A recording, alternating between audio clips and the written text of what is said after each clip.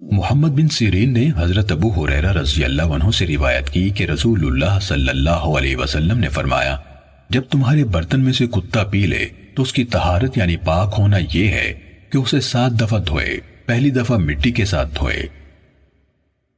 صحیح مسلم حدیث نمبر 651۔ حمام بن منبہ نے کہا، یہ احادیث ہیں جو ابو ہریرہ رضی اللہ عنہ نے ہمیں محمد الرسول اللہ صلی اللہ علیہ وسلم سے سنائی۔ پھر انہوں نے کچھ احادیث بیان کی، ان میں سے ایک یہ بھی تھی کہ رسول اللہ صلی اللہ علیہ وسلم نے فرمایا، جب تم میں سے کسی کے برتن میں سے کتا پی لے تو اس کی پاکیزگی یہ ہے کہ اسے 7 دفعہ دھوئے۔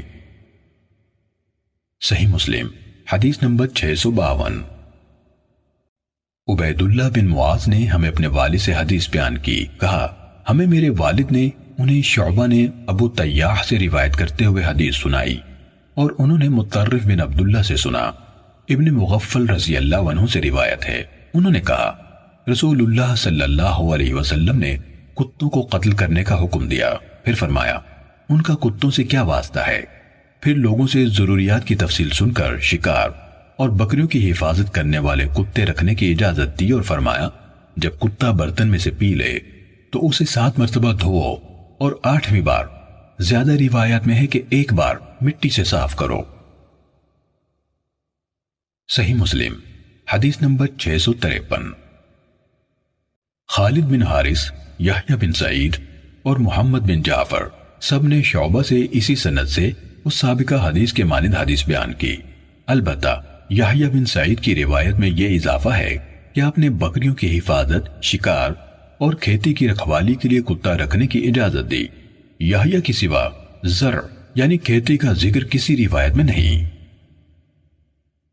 صحیح مسلم حدیث نمبر 654۔ حضرت جابر رضی اللہ عنہ نے رسول اللہ صلی اللہ علیہ وسلم سے حدیث بیان کی کہ آپ صلی اللہ علیہ وسلم نے کھڑے ہوئے پانی میں پیشاب کرنے سے منع فرمایا ہے۔ صحیح مسلم حدیث نمبر 655۔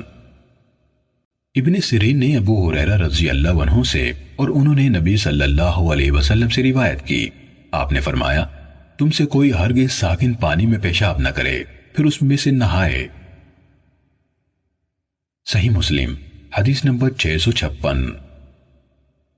حمام بن منبہ نے کہا، یہ احادیث ہیں جو حضرت ابو ہریرہ رضی اللہ عنہ نے ہمیں محمد صلی اللہ علیہ وسلم سے بیان کی۔ انہوں نے کچھ احادیث سنائی، ان میں سے ایک یہ تھی، رسول اللہ صلی اللہ علیہ وسلم نے فرمایا، کھڑے ہوئے پانی میں جو چل نہ رہا ہو پیشاب نہ کرو کہ پھر تم اس میں نہاؤ۔ صحیح مسلم حدیث نمبر 657۔ بکیر بن اشد سے روایت ہے کہ ہشام بن زہرہ کے آزاد کردہ غلام ابو صائب نے انہیں حدیث سنائی کہ انہوں نے حضرت ابو ہریرہ رضی اللہ عنہ سے سنا، کہہ رہے تھے کہ رسول اللہ صلی اللہ علیہ وسلم نے فرمایا، تم میں سے کوئی ٹھہرے ہوئے پانی میں غسل جنابت نہ کرے۔ ابو صائب نے کہا، اے ابو ہریرہ وہ کیا کرے؟ انہوں نے جواب دیا، وہ اس میں سے پانی لے لے۔ صحیح مسلم حدیث نمبر 658۔ ثابت نے حضرت انس رضی اللہ عنہ سے روایت کی کہ ایک بدوی نے مسجد میں پیشاب کرنا شروع کر دیا، بعض لوگ اٹھ کر اس کی طرف لپکے تو رسول اللہ صلی اللہ علیہ وسلم نے فرمایا، اسے چھوڑ دو، اسے پیشاب کے درمیان میں مت روکو۔ جب وہ فارغ ہو گیا تو آپ نے پانی کا ڈول منگوایا اور اسے اس پر بہا دیا، پانی کے ساتھ وہ پیشاب زمین کے اندر چلا گیا۔ صحیح مسلم حدیث نمبر 659۔ یحییٰ بن سعید نے حضرت انس بن مالک رضی اللہ عنہ سے سنا، وہ بیان کر رہے تھے کہ ایک بدوی مسجد کے کونے میں کھڑا ہو گیا اور وہاں پیشاب کرنے لگا، لوگ اس پر چلائے تو رسول اللہ صلی اللہ علیہ وسلم نے فرمایا، اسے چھوڑ دو۔ جب وہ فارغ ہوا تو آپ صلی اللہ علیہ وسلم نے پانی کا ایک بڑا ڈول لانے کا حکم دیا اور وہ ڈول اس پیشاب پر بہا دیا گیا۔ صحیح مسلم حدیث نمبر 660۔ اسحاق بن ابی طلحہ نے روایت کی، کہا مجھ سے حضرت انس بن مالک رضی اللہ عنہ نے بیان کیا، وہ اسحاق کے چچا تھے، کہا ہم مسجد میں رسول اللہ صلی اللہ علیہ وسلم کے ساتھ بیٹھے ہوئے تھے کہ اس دوران میں ایک بدوی آیا اور اس نے کھڑے ہو کر مسجد میں پیشاب کرنا شروع کر دیا تو رسول اللہ صلی اللہ علیہ وسلم کے ساتھیوں نے کہا، کیا کر رہے ہو، کیا کر رہے ہو؟ رسول اللہ صلی اللہ علیہ وسلم نے فرمایا، اسے درمیان میں مت روکو، اسے چھوڑ دو۔ صحابہ کرام نے اسے چھوڑ دیا حتیٰ کہ اس نے پیشاب کر لیا۔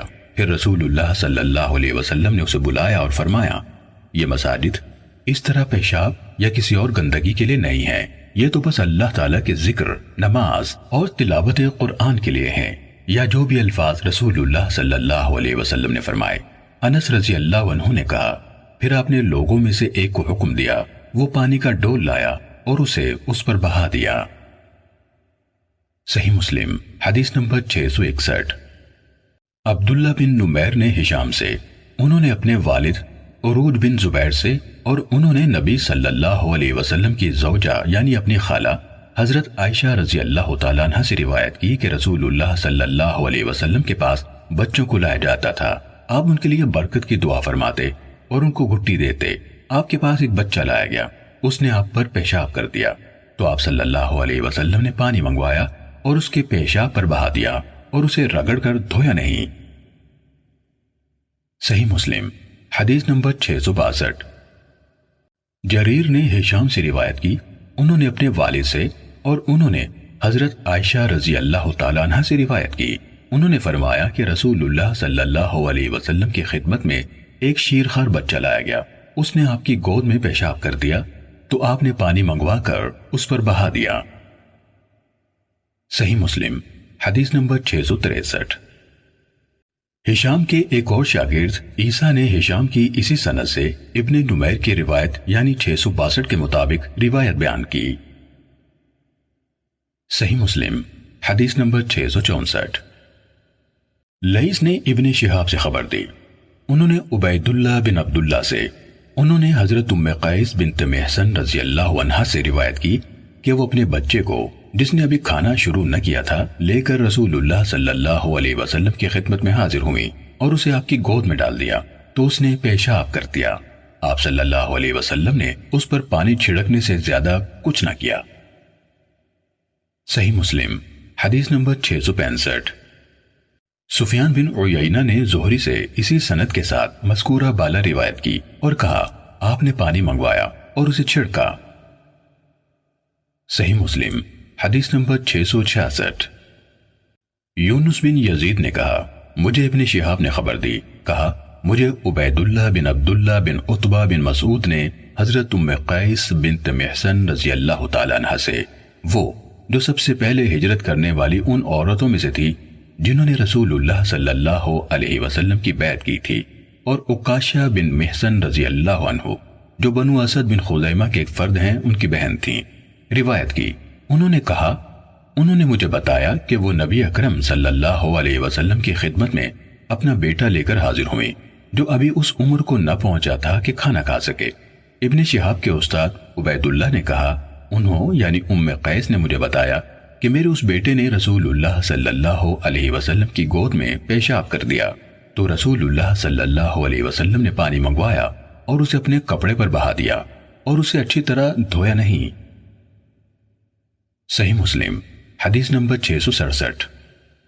خالد نے ابو معشر سے، انہوں نے ابراہیم نخعی سے، انہوں نے علقمہ اور اسود سے روایت کی کہ ایک آدمی حضرت عائشہ رضی اللہ تعالیٰ عنہ کے پاس ٹھہرا، صبح کو وہ اپنا کپڑا دھو رہا تھا تو عائشہ رضی اللہ تعالیٰ عنہ نے فرمایا، تیرے لیے کافی تھا کہ اگر تو نے کچھ دیکھا تھا تو اس کی جگہ کو دھو دیتا، اور اگر تو نے اسے نہیں دیکھا تو اس کے ارد گرد تک پانی چھڑک دیتا۔ میں نے اپنے آپ کو اس حال میں دیکھا کہ میں اسے یعنی مادہ منویہ کو رسول اللہ صلی اللہ علیہ وسلم کے کپڑے سے اچھی طرح کھرچتی تھی، پھر آپ اس کپڑے میں نماز پڑھتے تھے۔ صحیح مسلم حدیث نمبر 668۔ اعمش نے ابراہیم سے، انہوں نے اسود اور حمام سے، انہوں نے حضرت عائشہ رضی اللہ تعالیٰ عنہ سے مادہ منویہ کے بارے میں روایت کی، کہا میں اسے رسول اللہ صلی اللہ علیہ وسلم کے کپڑے سے کھرچ دیتی تھی۔ صحیح مسلم حدیث نمبر 669۔ خالد کے بجائے ابو معشر کے دوسرے شاگرد ہشام بن حسان اور ابن ابی عروبہ نے خالد کے ہم معنی روایت کی۔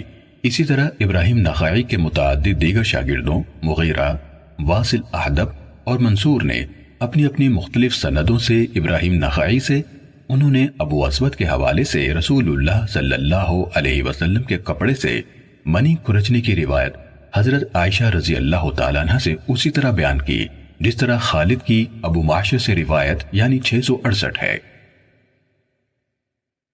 صحیح مسلم حدیث نمبر 670۔ ابن عیینہ نے منصور سے، انہوں نے ابراہیم سے، انہوں نے حمام سے، انہوں نے حضرت عائشہ رضی اللہ تعالیٰ عنہ سے مذکورہ بالا روایت بیان کی۔ صحیح مسلم حدیث نمبر 671۔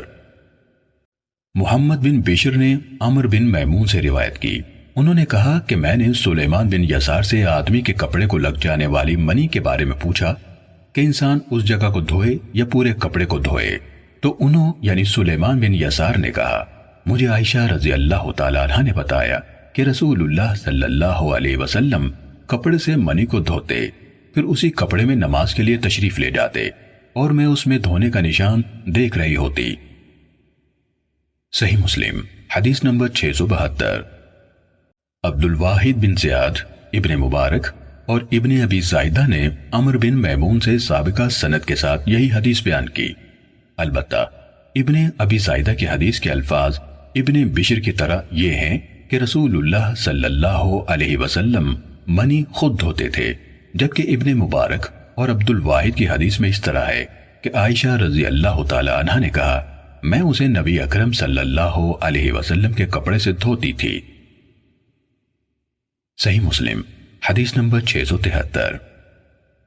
عبداللہ بن شہاب خولانی سے روایت ہے، کہا میں حضرت عائشہ رضی اللہ تعالیٰ عنہ کا مہمان تھا، مجھے اپنے دونوں کپڑوں میں احتلام ہو گیا تو میں نے وہ دونوں پانی میں ڈبو دیے۔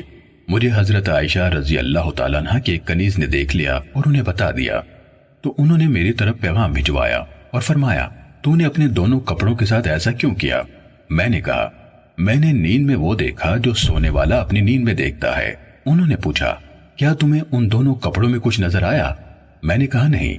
انہوں نے فرمایا اگر تم کچھ دیکھتے تو اسے دھو ڈالتے۔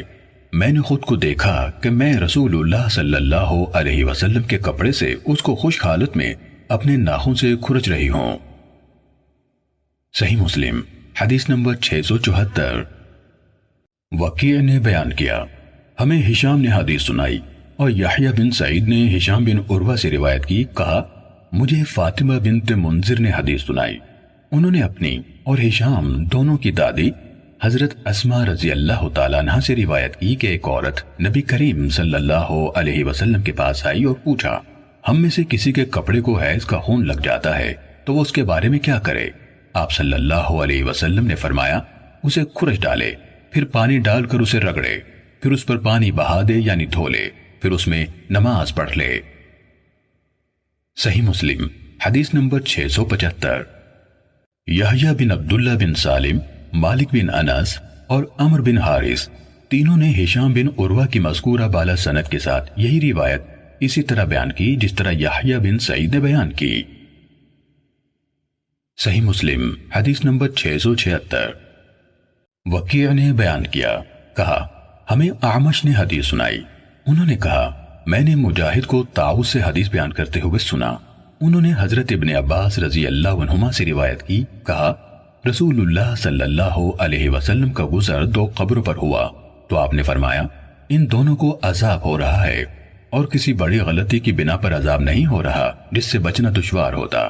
ان میں ایک تو چغل خوری کرتا تھا اور دوسرا اپنے پیشاب سے بچنے کا اہتمام نہیں کرتا تھا۔ ابن عباس رضی اللہ عنہما نے کہا پھر آپ نے ایک تازہ کھجور کی چھڑی منگوائی اور اس کو دو حصوں میں چیر دیا، پھر ایک حصہ اس قبر پر گاڑ دیا اور دوسرا اس دوسری قبر پر۔ پھر آپ صلی اللہ علیہ وسلم نے فرمایا امید ہے جب تک یہ دونوں ٹہنیاں سوکھیں گی نہیں ان کا عذاب ہلکا رہے گا۔ صحیح مسلم حدیث نمبر 677۔ عبد الواحد نے اسی سند سے سلیمان اعمش سے مذکورہ بالا حدیث روایت کی سوائے اس کے کہ کہا اور دوسرا پیشاب یعنی اپنے کے بغیر کی طرف سے بچنے کا اہتمام نہیں کرتا۔ صحیح مسلم حدیث نمبر 678۔